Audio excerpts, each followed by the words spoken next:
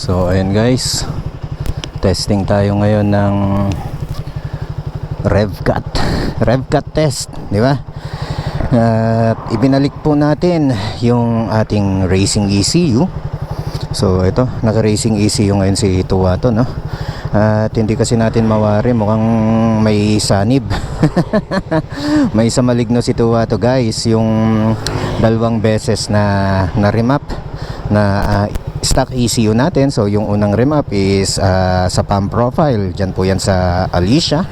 Then next is yung remap naman po ni Papi Rani ng RSS Dyno Tune. So ayun, no, binabago ni Tuwato yung magandang tuning na nagawa para sa kanya, no. Eh syempre for safety purposes, ayaw naman po natin ng ganun, di ba? Nagbabago yung AFR reading niya, di ba? So hindi siya consistent, kaya sinalpak natin yung ating racing ECU. And eto, ang problem encounter naman po natin pag racing ECU yung ginagamit natin is yung RevCat kung tawagin, no.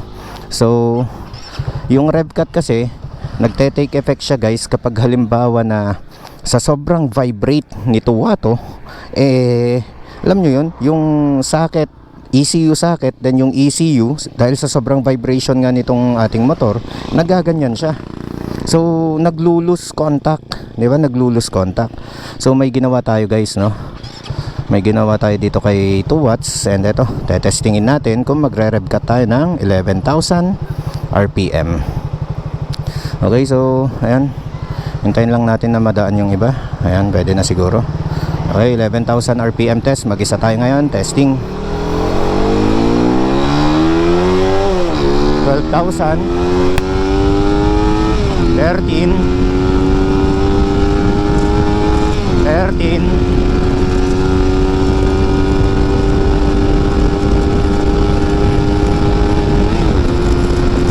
ulit.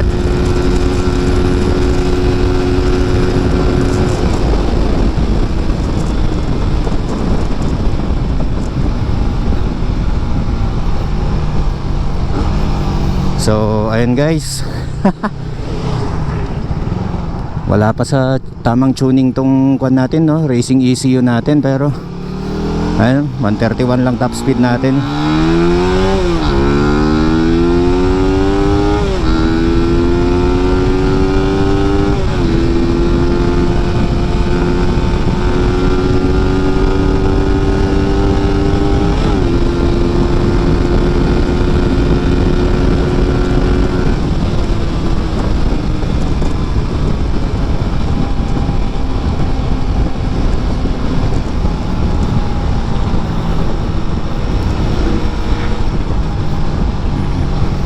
Ayun. Kakatuwa naman, no. Nakakatuwa naman lang ya. So ayun, may GPS speed tayo dito kanina, 131 yung top speed natin dito sa na-record ng racing ECU natin. Ewan lang natin sa GoPro natin kung ilan yung top speed na lumabas, no. And di bale, nakuha na naman natin yung panel natin kung ilan din naman yung top speed natin dito sa panel natin. Kasi itong setup po natin ngayon kay Tuwato, true to GPS na po na speed ito, no. So ang lamang lang ng speedo natin madalas is nasa mga 2 or 3 kilometers per hour compared sa GPS speed natin, no. And eto nga,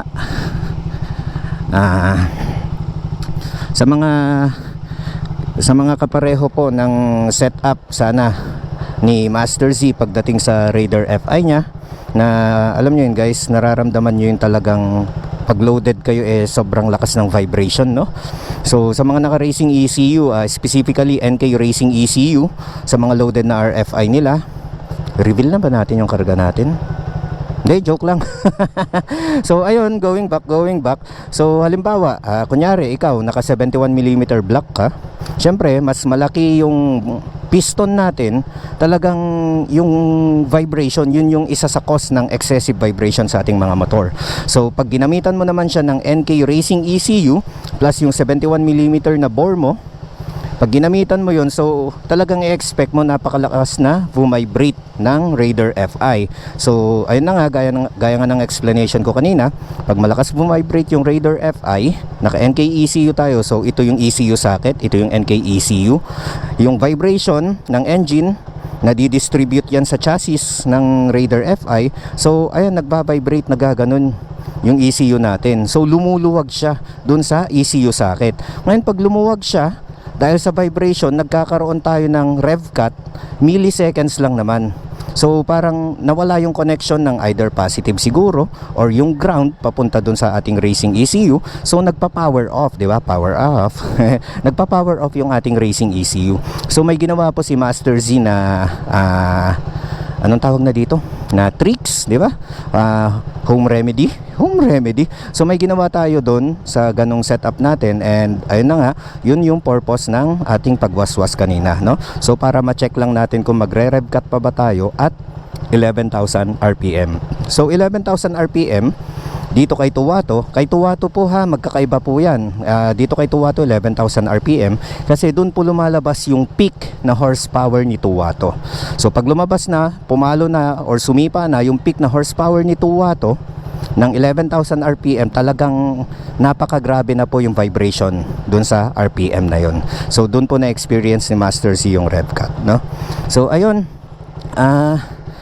yung tip na sinabi, or ito yung tip na sinasabi ni Master Z kanina, no, para lang dun sa sa malay natin may kapareho pala tayo na setup. Ito po yun.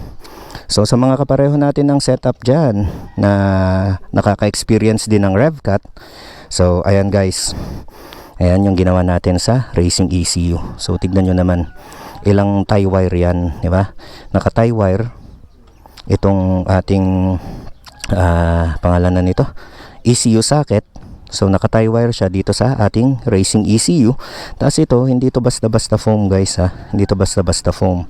So ito kasi based on research is talaga mabisang mag-absorb ng vibration. So since may absorber na tayo ng vibration, then at the same time naka-secure na rin yung ating mga tie wire.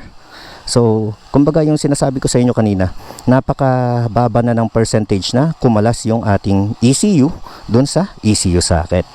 So ayan guys, yan ang for today's episode ni Master Z, and sana po nakatulong sa inyo, di ba?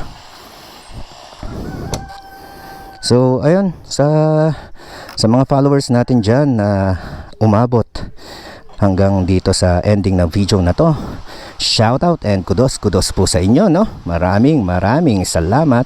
So alam nyo na yung drills natin guys, 3 lamang po yan: ride safe, drive safe, keep safe, all the time po yan ha. So once again, Master Z here, peace out.